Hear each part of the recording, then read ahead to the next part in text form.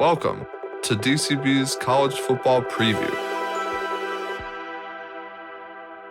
Well, I don't know about you all, but I'm starting to feel it. We are just 11 days away from college football at the time of recording this. When it drops, it will be just 7 days away. So really exciting. Week 0 is just around the corner, and we've got one more major conference to talk about. So let's break it down. When we talk about the ACC this year, there's one team that's the clear consensus favorite, and that is Clemson.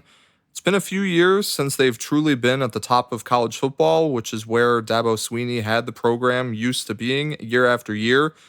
Not really a historical powerhouse, Clemson, but under Dabo, they certainly reached new heights, and they're looking to do so again this year with the number 1 overall returning production unit in college football. That includes their quarterback, Cade Klubnik, who's a third-year starter. He brings back all of his wide receivers from a year ago. Clemson finished just 10-4, another year that is really considered mediocre for their standards, but they think they have the pieces to go all the way this year. My expectations are tempered just a little bit because although they are the number 1 returning production team, I don't know that I necessarily believe in all of the individual players that they bring back. As a collective unit, they should be a strong team. I just don't know if they have the top-level star talent that some of the other top-end programs do in college football. Klubnik has struggled in a lot of the biggest games of his career, even though his numbers overall last year did take a big jump up. The defense did not impress me, especially in the playoff game against Texas. I thought they really let them down. I thought Klubnik actually played great, but just couldn't score quite enough to keep up. This year, they're going to have a new rotation in the running back room, replacing Phil Maffa. They do bring in a very good freshman in Gideon Davidson that they're excited about.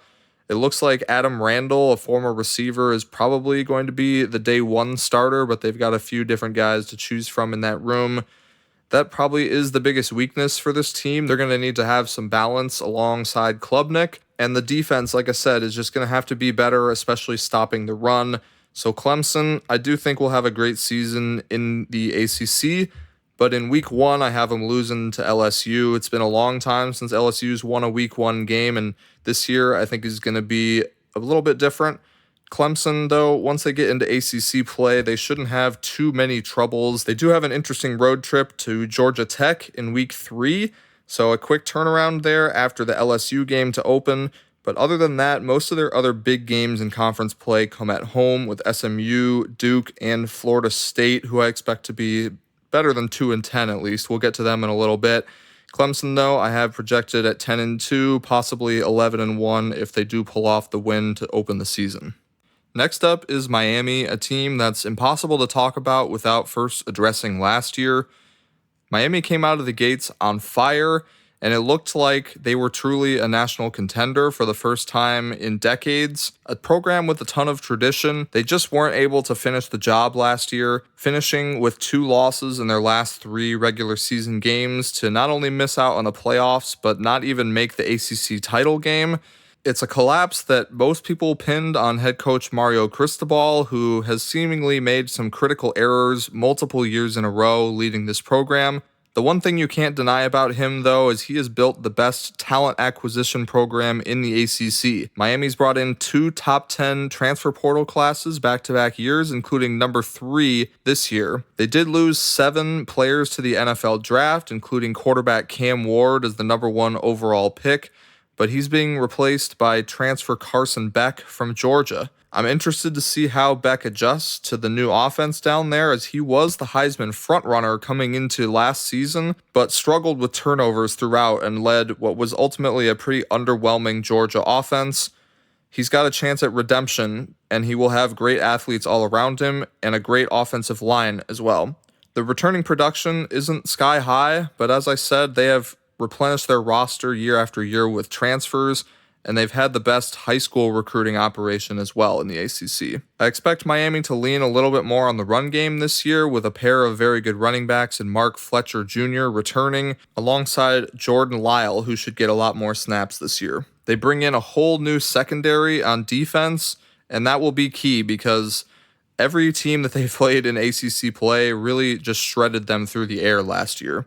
Here's the problem for Miami. While I think they could actually be a better team compared to last year, they really got screwed with their schedule.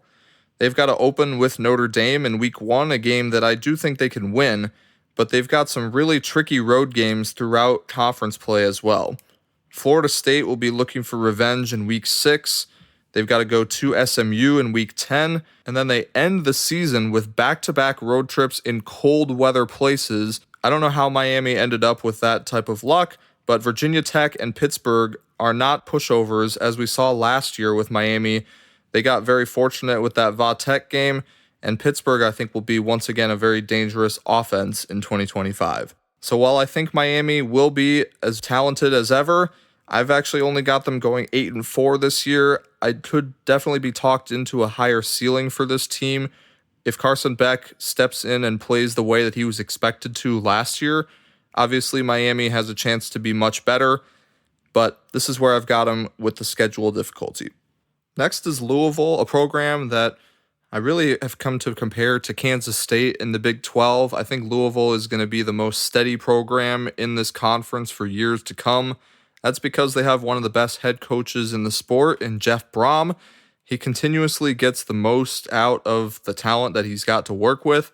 Louisville doesn't exactly bring in top-level high school classes, but they've done a good job of picking up nice pieces in the transfer portal year after year, similar to Miami, just without the same elite-level athletes that Miami's able to get because of the caliber of program that they are. But Louisville, for what they are, they have been a very steady program. They were 9-4 a year ago, and I expect a very similar result this year.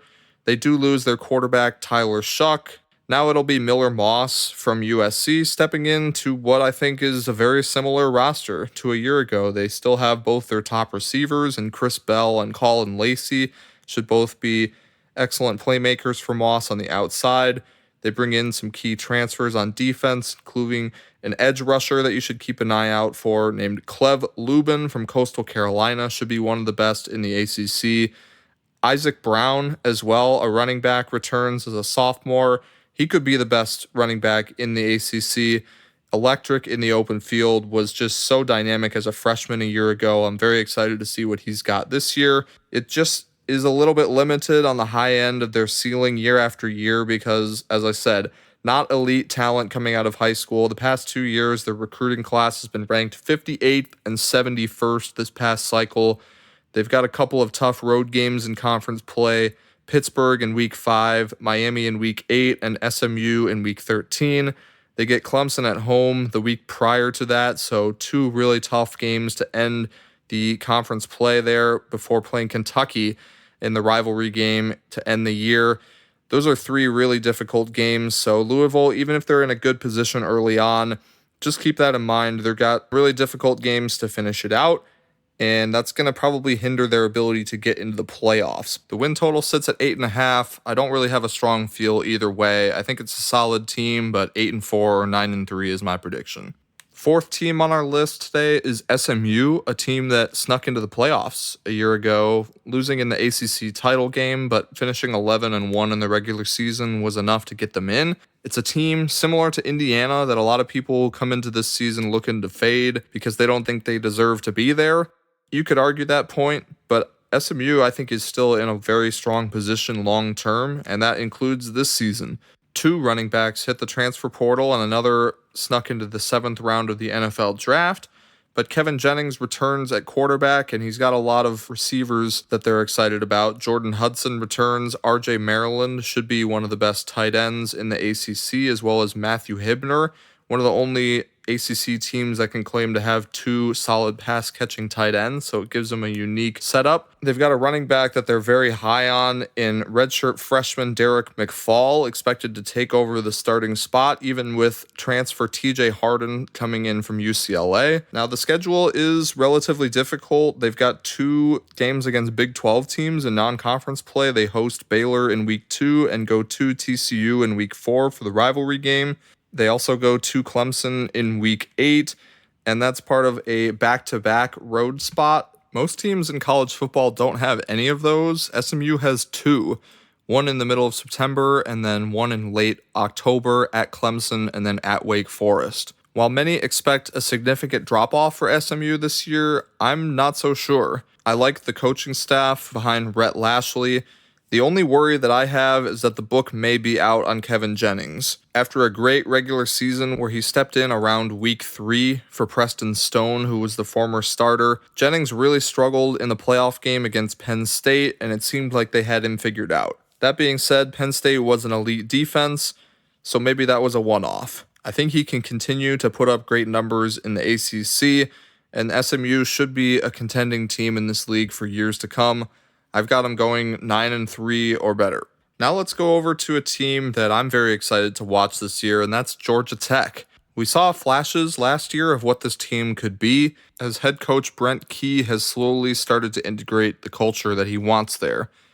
Georgia Tech finished 7-5 in the regular season, but started with a bang with an outright win over Florida State as a double-digit underdog in Ireland in week 0. They bring back most of the pieces from what was a very exciting offense led by quarterback Haynes King and running back Jamal Haynes. Wide receiver Malik Rutherford returns as well, and while they did lose Eric Singleton Jr. to Auburn, they replace him with another incredible transfer receiver, Eric Rivers from FIU. They bring in Dean Patterson from FIU as well, and they're very excited about a true freshman running back by the name of J.P. Powell. So just skill position talent all over this offense.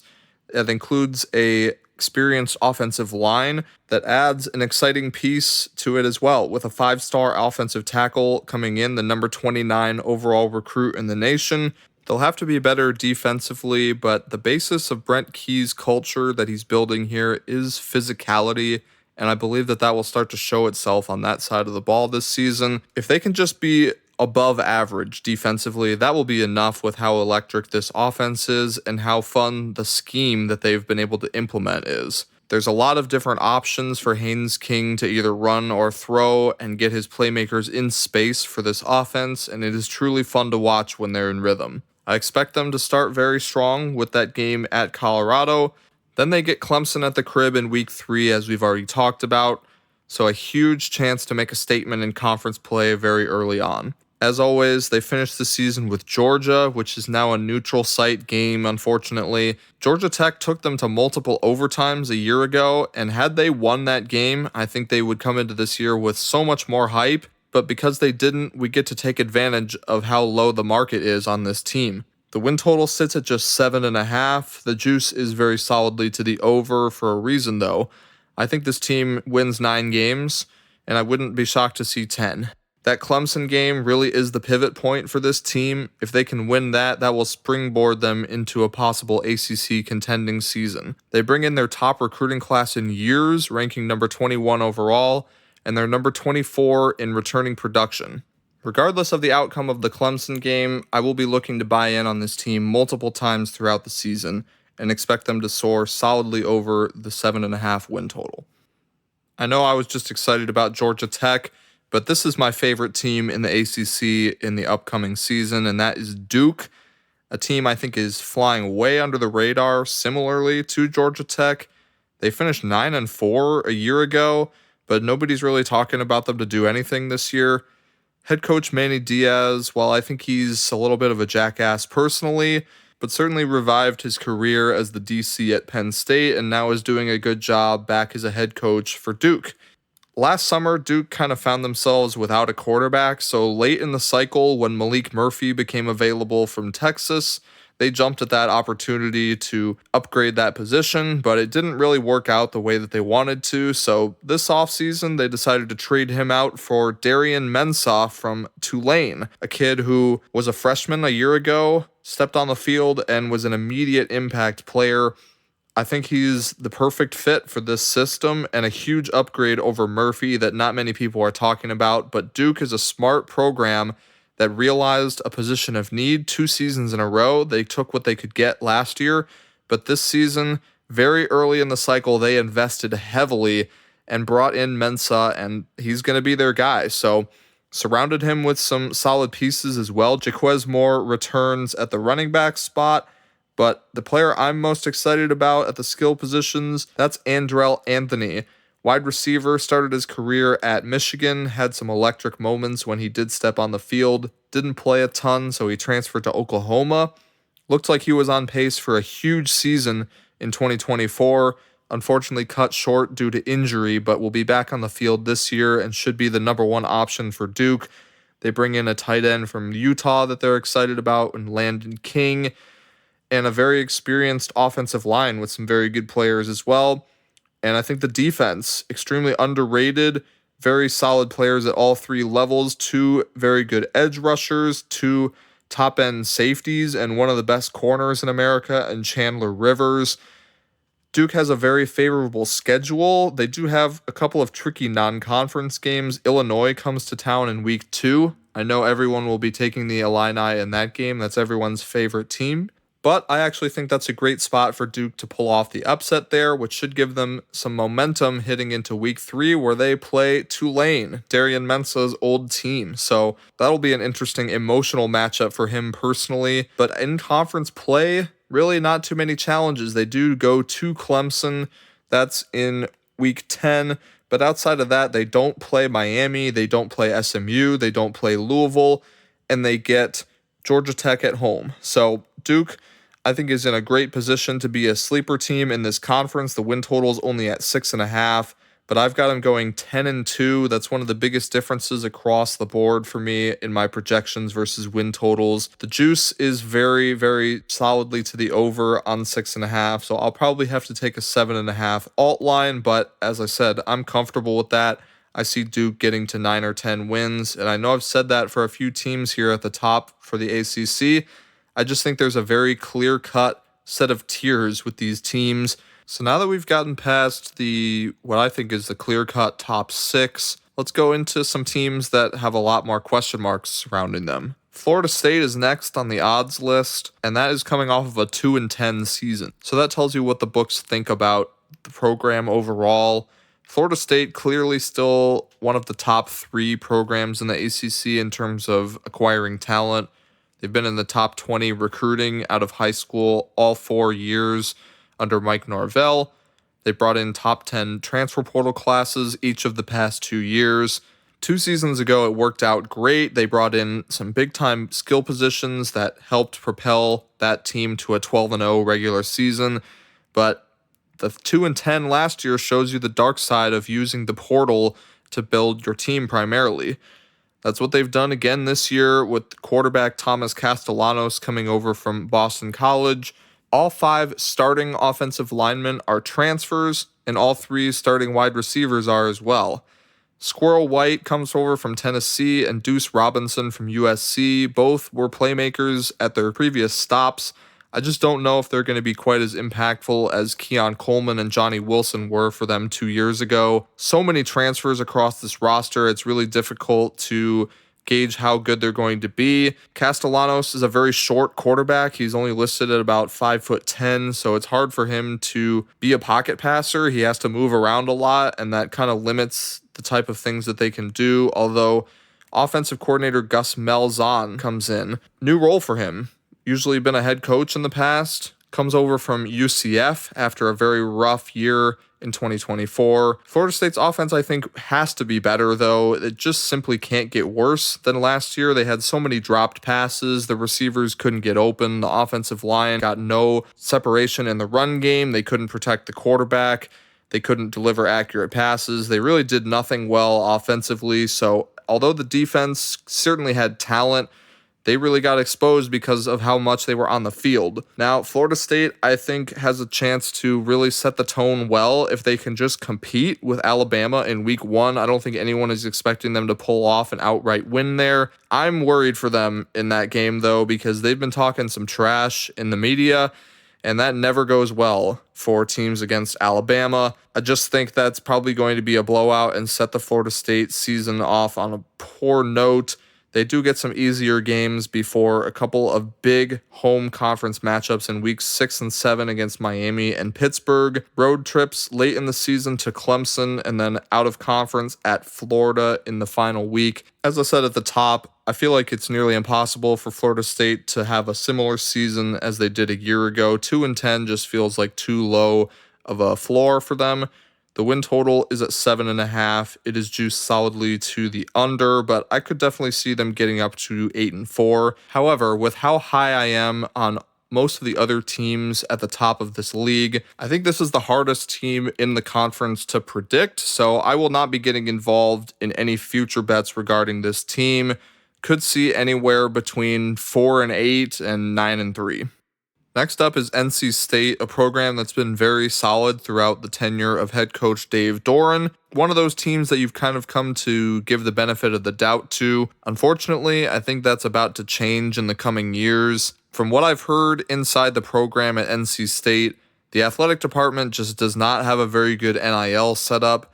We saw it with the basketball team after going to the Final Four. They followed that up by not making the tournament the next season. Football team finished 6-7 a year ago, which was one of the worst years in a while. And I think they're going to continue to trend down, unfortunately, until they can fix that issue. I don't love that that is such an important part of college football these days, but it is the reality. They do return quarterback CJ Bailey. I can't say I'm very high on him from what I've seen. I think they've got a problem there. They don't have too many playmakers at the skill positions. That was a real issue for them a year ago, and they lost their one guy who was a real difference maker in KC Concepcion. The defense dropped off a cliff after being very solid year after year under Doeren. I'm very concerned about it this year as well. They ended the season by losing to East Carolina in the bowl game. They will have a chance at revenge in week 1. They should win that game at home, you would think, but it's been very competitive in recent matchups against that team. Even though the defense was not nearly as productive as it was in previous seasons, they still lost a bunch of talented pieces to the transfer portal, mostly to SEC teams. They did pick up a nice corner out of the portal themselves in Brian Nelson from North Texas. I just don't think it's going to be enough to bolster that unit, which has for so long been the strength of this program. They jump into conference play very early on with games against Virginia and at Wake Forest in weeks 2 and 3. They go to Duke in week 4 as well, so a back-to-back road stretch in conference play. The schedule really is one of the toughest in the ACC when you throw in the fact that they have to go to Notre Dame in week 7. Another couple road trips are going to be difficult at Pittsburgh in week 9 and Miami in week 12. Georgia Tech and Florida State both come in there late in the season as well.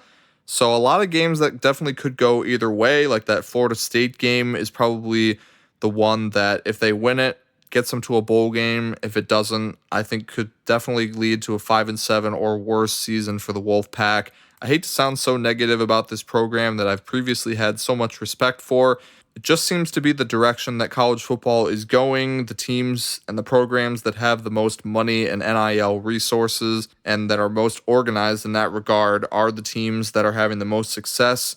And from everything I've heard, NC State is just not at the forefront of that at the moment. Next is a team I've seen a lot of smart people looking to fade this year, but I have to disagree, and that is Pittsburgh. They started 7-0 a year ago, and that was a very drastic change from 2 seasons ago where they were probably the most anemic offense in the Power 4. They hired Cade Bell out of Western Carolina, which was a pretty bold move, but one that certainly paid off immediately. Pittsburgh was one of the most fun offensive teams to watch in the country last year until the injuries started to stack up. Quarterback Eli Holstein stepped in as a redshirt freshman and was one of the most dynamic players in the conference, alongside Desmond Reed at the running back spot, who can really do it all from that position, running, catching, and making guys miss in the open field. I expect this offense to pick up right where they left off in the first half of the season, even though they did lose their final 6 games, which some would argue doesn't give them exactly the best momentum coming into this season. But as I said, I think it mostly had to do with the injuries to Holstein and others across that offense that really derailed them. It took them a while to figure out that they actually did have a very solid backup quarterback in Julian Duggar. He didn't really touch the field until the second half of the bowl game, though, in which it was already too late to even beat Toledo in that one. Pittsburgh, definitely not on the higher end in terms of talent acquisition, but Pat Narduzzi has done a great job of getting the most out of his talent, similar to Brom at Louisville, I think. Outside of that one season 2 years ago, Pittsburgh has been one of the most consistent programs and were averaging nearly 10 wins a season prior to that year. They're number 24 overall in returning production, but are being talked about as if they're one of the bottom feeders in this league by some. I just don't see it with this offensive system that Cade Bell has implemented. I think he's one of the best offensive coordinators in the country, and I trust Eli Holstein to continue to develop in his redshirt sophomore season. They bring back two of his top targets in Kenny Johnson and Raphael Williams. They did lose his tight end and one receiver, Kanata Mumfield, both to the NFL draft, but still some weapons to work with. They bring in a couple of offensive linemen, mainly just a left tackle from Michigan in Jeff Percy to patch one hole on that offensive line, but a solid unit overall up front. Not a ton of big names across this defense, but they've got two excellent outside linebackers and a very good safety in Javon McIntyre. So while this team is never going to be particularly high up in terms of power rankings and recruiting stars, things that I often talk about in terms of reasons why I like other teams, I just really like the scheme here offensively, and I trust the defense to bounce back after a rare, rough season for them on that side of the ball. They've been very consistent as a program defensively before that, so I expect them to return mostly to form this year. As always, you'll have the backyard brawl in week 3. That's on the road at West Virginia, a team that we talked about in the Big 12 preview I'm not high on whatsoever. I think that's a win for Pitt out of the gates. An opportunity for them to start strong once again, just like last year. They get Louisville at home in week 5, and then Florida State on the road in week 7, I think is a very pivotal game. They will definitely be outmatched in terms of talent in that game. But like I said, I like the scheme of this offense. I like the way that Pittsburgh operates as a program. So I think that's a huge swing game for them. If they can pull that one off, they'll be well on their way to having a successful season that they can finish this year. That 7-0 start I don't think was as much of a mirage as most people say, and they will have opportunities up and down the schedule, mostly at home, to show what they could do. Notre Dame comes in there out of conference in week 12, and then they end the season with that home game against Miami that I mentioned when I was talking about them. That's a back-to-back road spot for Miami, second in a row in cold weather. So big advantage there in terms of the elements. For Pitt, the win total sits all the way down at 6.5. It is also juiced to the under. I think it's a little disrespectful, but I do understand why the books and power rankings have this team lower just based on the overall talent composition. That being said, I've got Pittsburgh winning 8 or 9 games. All right, let's get into North Carolina, one of the most talked about programs this summer, of course. Head coach Bill Belichick taking over for the first time in college after obviously a great career with the New England Patriots. How is he going to do? This is obviously a very different sport. It's not as different as it was 20 years ago. So maybe that's Belichick's theory, is now that it's basically free agency with the transfer portal rather than dealing with as much high school recruiting. But I just don't know if the transition is going to work out so well for him, especially in year 1. They've got a lot of question marks on both sides of the ball. Starting at the quarterback spot, Max Johnson does return, but they're expected to start Gio Lopez, a transfer from South Alabama. He's a lefty, and he did have some exciting moments last year in his redshirt freshman season. I believe he'll be a sophomore this year for North Carolina. It's hard to track the eligibility these days, but he has been in college. I believe this is his 3rd year now. At the running back spot, they have to replace one of their most productive players in school history, and that's Omarion Hampton. He was a first-round pick in the NFL. It looks like Davion Gauss will probably be the starter at day 1, but they bring in Benjamin Hall, a big, powerful back out of the portal, who I would not be surprised to see get more snaps as the season progresses. I don't really see any difference makers in the receiver room, and I have a lot of questions about the offensive line. North Carolina does bring in a top 10 transfer portal class, but mostly that's due to just the sheer volume of players that they've had to bring in as a result of losing a ton of guys as well. 50 total transfers leave and 41 rejoin the program. They have a tough game in week 1 against TCU, a team we talked about in the Big 12. Very high on them coming into this year. That is a close spread on that game, but North Carolina will be about a 3 or 3.5 point underdog. Now we have a very interesting game following that, and that is at Charlotte in week 2. Normally you wouldn't really want to highlight a game like this because Charlotte Not much of a football powerhouse, to say the least. However, this is an in-state matchup that is basically going to be Charlotte's Super Bowl for the season.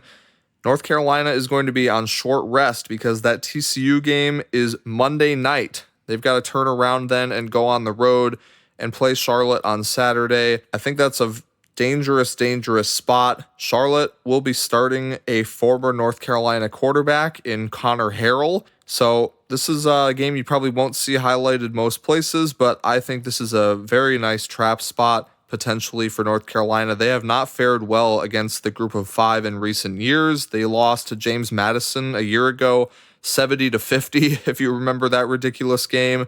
They've lost to App State and East Carolina in recent years as well. So I don't see why Charlotte can't pull it off as well there in week 2 against a team on only 4 days rest in week 2. I think that's a crazy scheduling spot there for North Carolina. They also have to go back on the road in week 4 against UCF. Not necessarily a team I really like too well this year, but again, that's another non-conference road trip that you have to deal with early in the season. The conference schedule really is pretty easy, though, I have to say. There aren't too many heavy hitters here. They don't have to play Miami. They don't play SMU. They don't play Louisville. Both games against top 6 opponents in terms of the odds are at home. That's Clemson in week 6 and then Duke in week 13. The win total sits at 7.5, but it's still juiced to the under despite that easy schedule. I just think this is going to be a really rough transition year for Belichick. I could see anything as low as 3 wins. I'll give him 4 just as the benefit of the doubt for being such an NFL legend. I just don't see it going very well this year. It's very possible that he'll find his stride and build things for the long term. Belichick, obviously a tough man to doubt. However, with all the distractions off the field this summer, I don't know that his heart is 100% in this. You would think it is because he took this job and he could have just stayed retired. I just don't know how the fit is going to go in year 1. I guess nobody really does. That's the fun of this, but I'm sure everybody will be talking about it nonetheless. In general, I'm expecting more out of year 2 under Belichick than year 1. Let's go down to Blacksburg, Virginia, and talk about the Hokies. One of the most storied traditional programs in the ACC, but have fallen on hard times lately. Last year, completely different expectations than what we're dealing with this summer. They really were one of the most hyped up teams coming into 2024. They had a ton of returning production, and it just didn't go the way that they expected. They opened the season losing to Vanderbilt and ended up finishing just 6-7.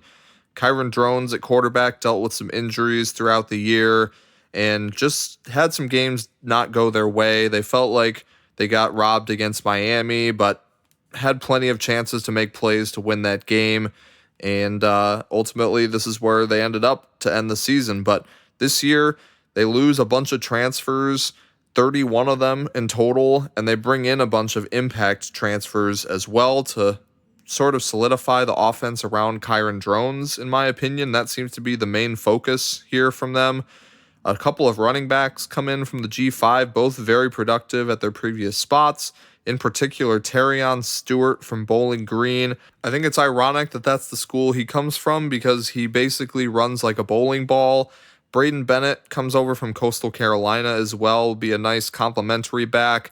They get a wide receiver from Wake Forest and Donovan Green, a couple of offensive linemen, including Thomas Remock from West Virginia, who was an all-conference caliber player. They've got defensive transfers all over the place as well, too many to list. They did lose quite a bit of talent to the NFL, along with the transfers leaving, so a lot of roster turnover compared to a year ago where they were top 5 in returning production. This year, they're number 76.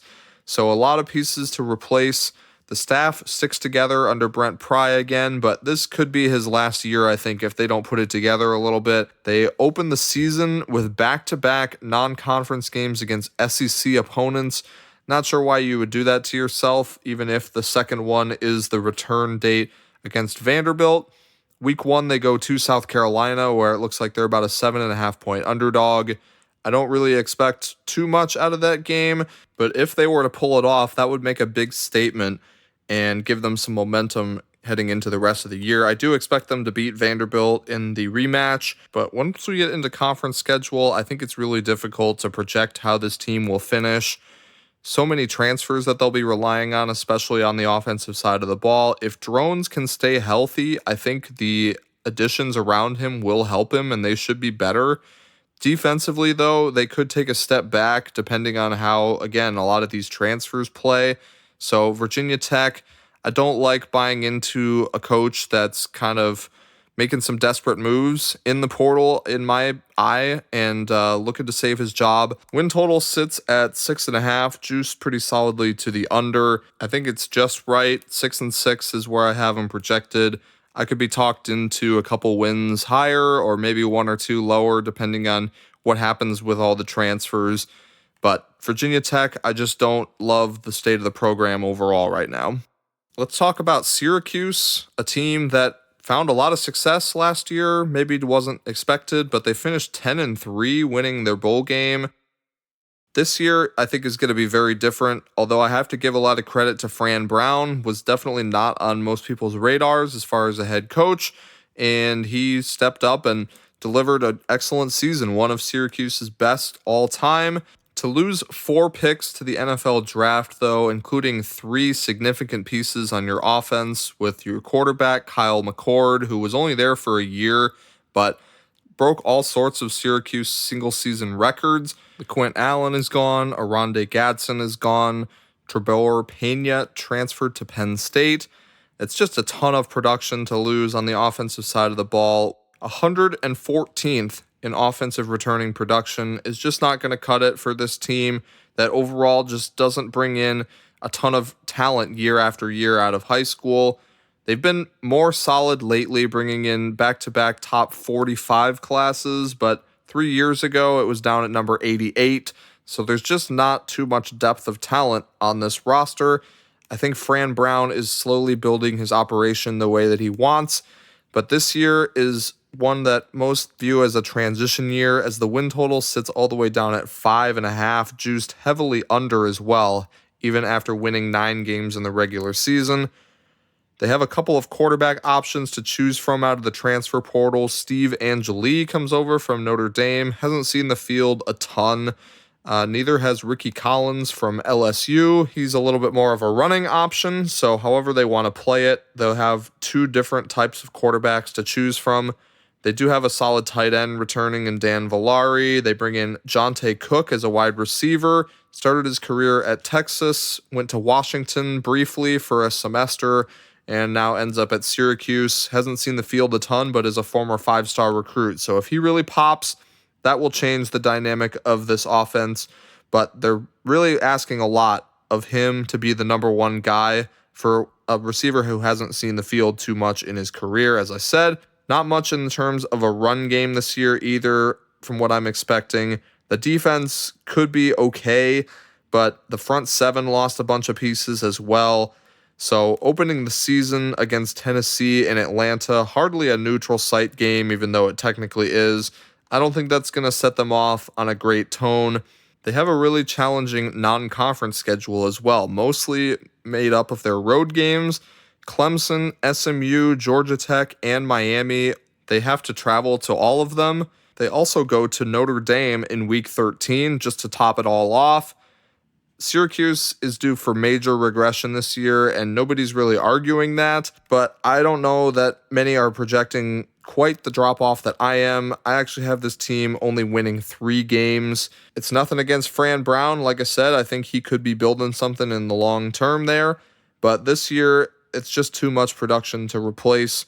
Big step back for the Orange. All right, we're getting down to the real bottom feeders of this league, and as I kind of said midway through this podcast, the bottom of the ACC has really fallen off in a major way over the past, I would say, 10 to 15 years. The way that some of these programs have been recruiting, they really are no different from some of the teams in the American or the Sun Belt.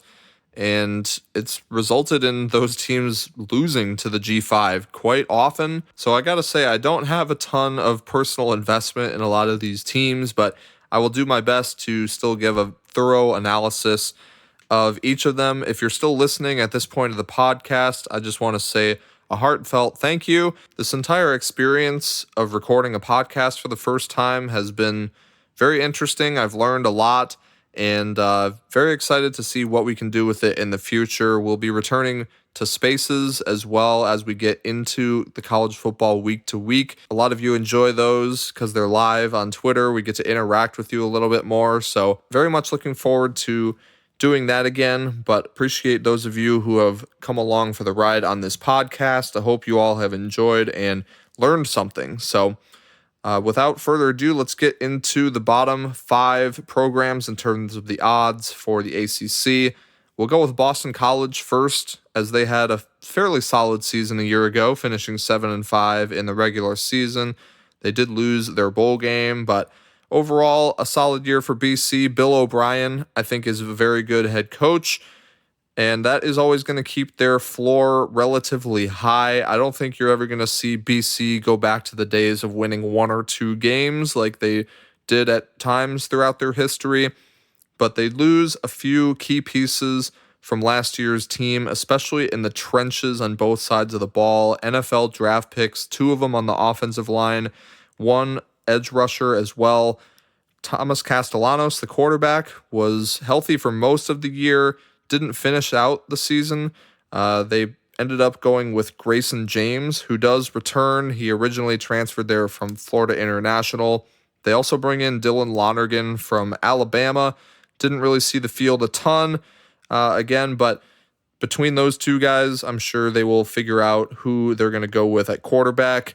Either way, I trust O'Brien and the offensive staff to put them in a decent enough position. They've got some decent skill position players returning. Jordan McDonald at running back and Lewis Bond at wide receiver, I think, is a great player that doesn't get talked about too often. Turbo Richard comes back at running back as well, another dynamic piece as a skill guy. Defense, a lot of pieces in the back 7, so they should be solid defending the pass. Again, though, the trenches is what I worry about with this team. The recruiting is just not there. Some of the programs in the ACC are just really low down in the rankings. Boston College, number 59 this year in their recruiting class, but number 96 a year ago. And I don't think there's going to be much depth up front on either side of the ball, so that is going to limit their ceiling as well. The win total is at 5.5. It's juiced to the under. They've got a pivotal swing game in week 2 on the road at Michigan State. If they win that, I think there's a path to a bowl game. If not, they've got a pretty difficult conference schedule, and they also play Notre Dame in week 10. That game's at home, but that's going to be one where they're very outmatched. So 5.5, I think, is probably about right. 5-7 or 6-6, either way, I could see that being the end result. Next, we'll go over to Virginia, a staff that has stuck together since 2022. This is their 4th year together. The head coach, Tony Elliott, and both of his coordinators. They haven't really got much done at Virginia, and I don't see too much happening this year either. I'll be completely honest. They swap out quarterbacks. Anthony Colandrea transfers out and goes to UNLV.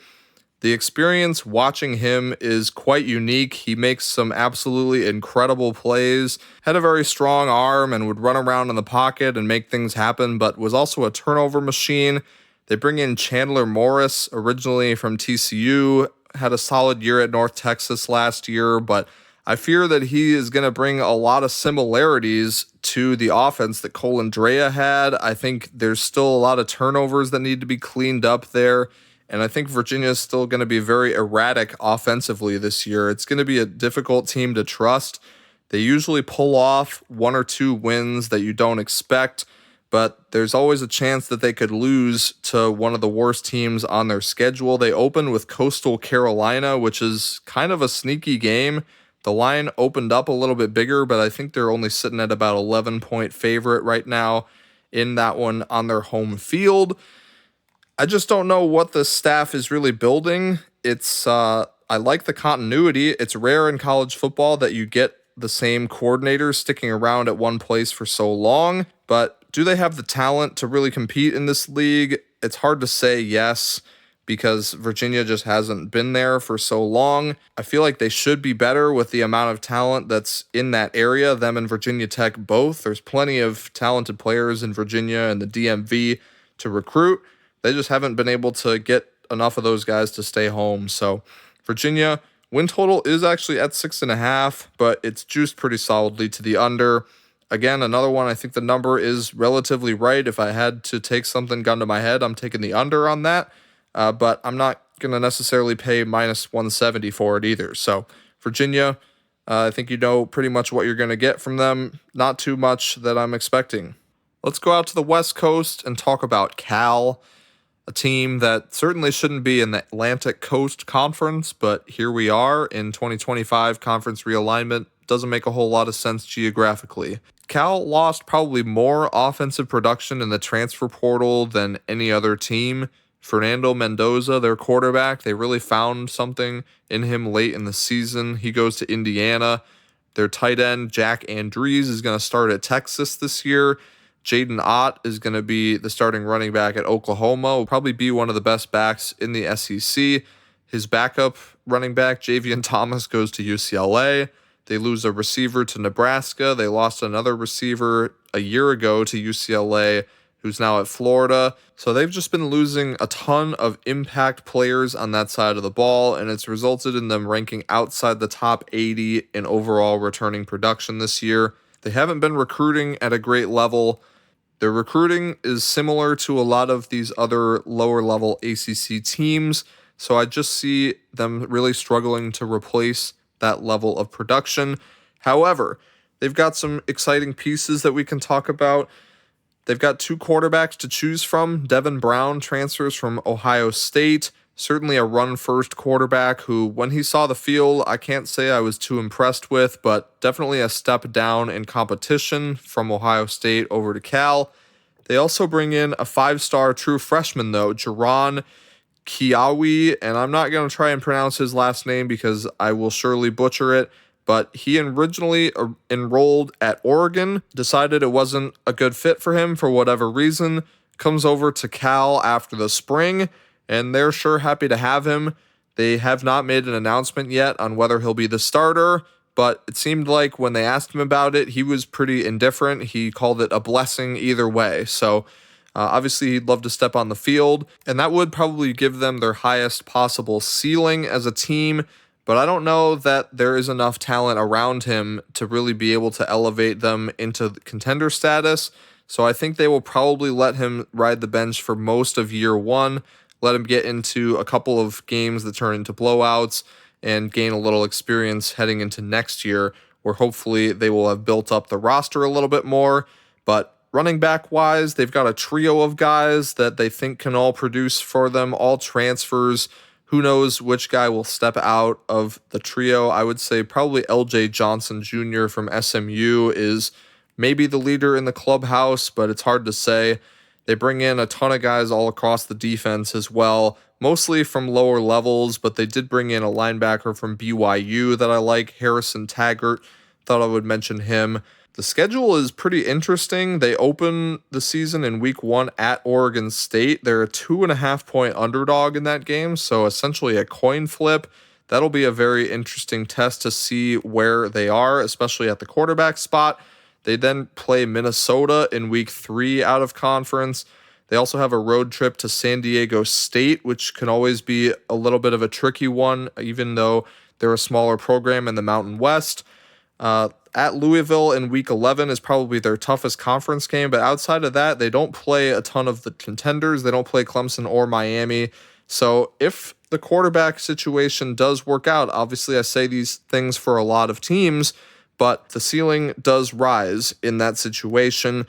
Cal, though, I think is a year away from really being able to do much. Last year, the offense was a lot of fun to watch. They kept them in a ton of games. They had a chance to beat Miami.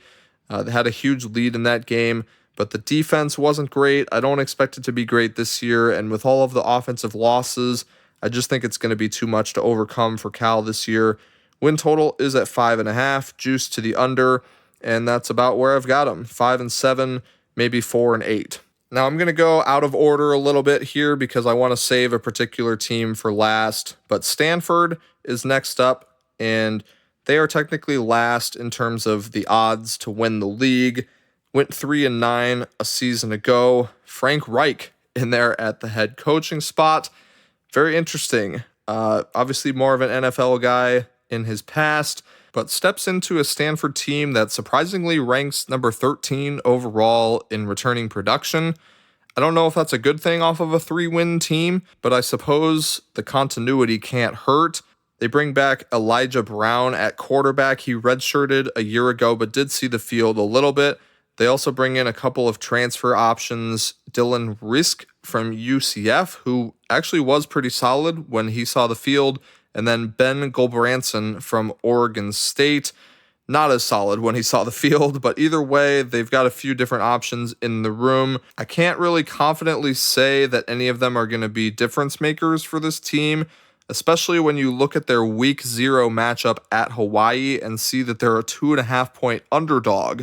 They then have a bye week in week 1 and then go back on the road to play BYU in week 2. So no home games until week 3 for Stanford, and it's a murderer's row throughout conference play as well. Road trips to SMU and Miami. They got to play Florida State, Pitt. They play Notre Dame out of conference in the final week of the season as well. This win total is all the way down there at 3.5. I wish I had better things to say about Stanford. I just don't see a path to a bowl game, really, even for this team this year. The returning production is nice, I suppose, but again, 3 wins last year. Tough to really build a ton off of that. Maybe a long-term buy here, but again, Stanford, just one of these programs. They don't belong in the ACC in the first place, so get them out, let them restart in a West Coast conference. That's what I would prefer to see. I don't see a great future here for Stanford in terms of their football status in the ACC. Now, the final team on my list here is going to be Wake Forest. They are second to last in the odds to win the conference, and by no means am I predicting them to do that. But I do expect a significant step up from the 4-8 a year ago. Bring in a new staff. Jake Dickert from Washington State was very successful last year at a program where it's hard to have success, had an electric offense, and Wake Forest saw that and figured, why not capitalize on it? Bring him over to Winston-Salem. I got to tell you, this offense I think is going to be very exciting to watch this year. Damon Claiborne at running back is one of the best in the ACC, and Robbie Ashford is a name that, while he has struggled at times when he's seen the field in the SEC, I thought he looked better last year at times when he played for South Carolina than when he was at Auburn earlier in his career.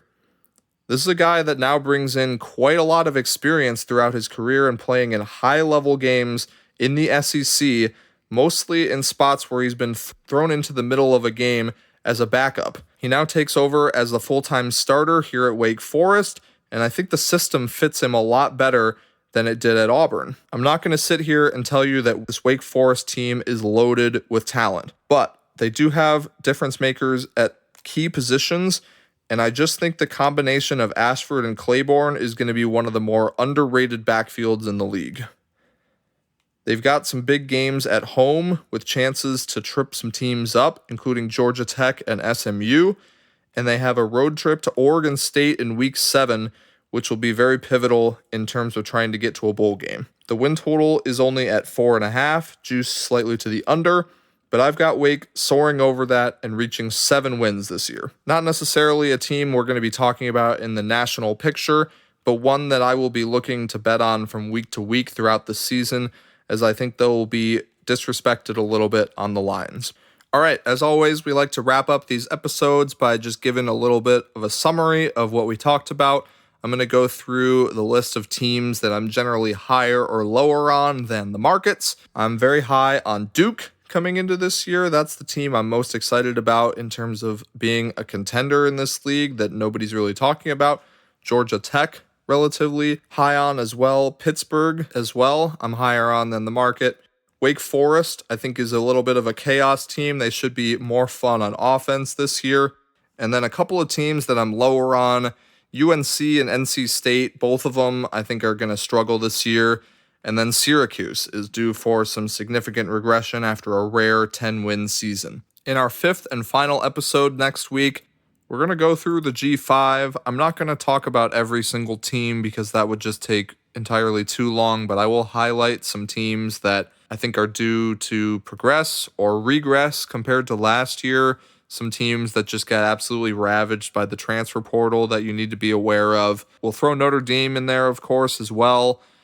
And then we will reveal our full slate of future bets. Everything that we've talked about to this point has mostly been leans. I've mentioned a couple of long shot teams that I'm taking for outright conference winners. But in terms of win totals, national championship bets, Heisman bets, all that, we will be locking those in and presenting the full slate of those. So a lot of exciting material to get to next week, and I hope that you all will join us again for that episode. If you enjoyed the podcast, make sure you like and share it with your friends. Follow me on Twitter at DailyCFBCBB, and enjoy the rest of your day.